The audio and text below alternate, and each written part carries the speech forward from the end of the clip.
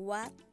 Kim at Janine, nag-isnaban nga ba at hindi nagpansinan sa lamay ni Sir Deo?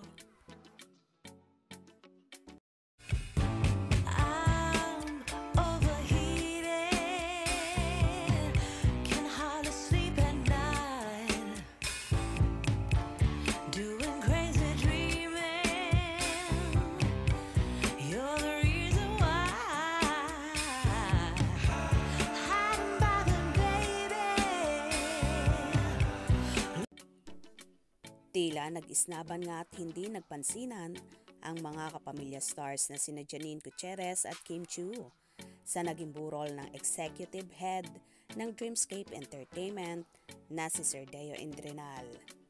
Sabay ngang dumating ang dalawa pero tila nagdedmahan nga at hindi nagpansinan ang dalawang actress. May iringan nga ba sa pagitan ni Kimi at Nini?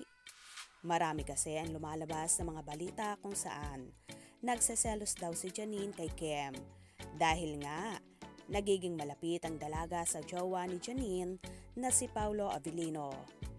Itong si Kim din daw ang naging ugat ng naging hiwalayan ng Paunin kamakailan. Marami kasi ang kumalat ng mga videos kung saan nagkaroon ng show sa Milan, Italy ang asap natin to. At kitang-kita sa video na palaging magkasama ang mga bida sa linlang na teleserye version na sina Kim at Paulo. Sa pagkain sa labas, kahit sa pamamasyal, nakita rin sila na magkasama na sumakay sa train. Naging photographer din si Chinita Princess ang aktor at ganun din naman si Paulo, kung saan si Kim naman ang kumukuha ng mga larawan sa kanya. That time kasi ay hindi nakasama si Nini sa naturang show dahil pinangangalagaan ng management ang tandem ni Kim at Paulo or mas kilala sa tawag na Kim Pao. After nga nung naging show sa Milan, Italy ni Kim at Paulo ay napabalita namang nagkabalikan din sina Janine at Paulo at dito nga ay marami daw naging restrictions at kasunduan ang magsang-irog. Isa na nga dyan ang mga tambalan at mga love team, mga role na ginagampanan at nakakapareha sa iba na nag-agree naman si Janine sa ganitong kasunduan na ilalabas sa relasyon ang tungkol sa trabaho. Ngayon nga, kaya hindi nakikita na magkasama sina Janine at Paulo dahil nga ipinapalabas sa iba't ibang platform ng ABS-CBN ang linlang na teleserye version.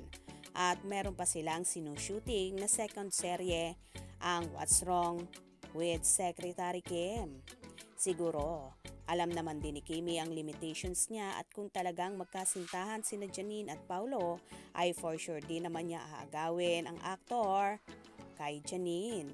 Kaya wag nang lagyan ng issue kung hindi man nagpansinan sina Kim at Janine.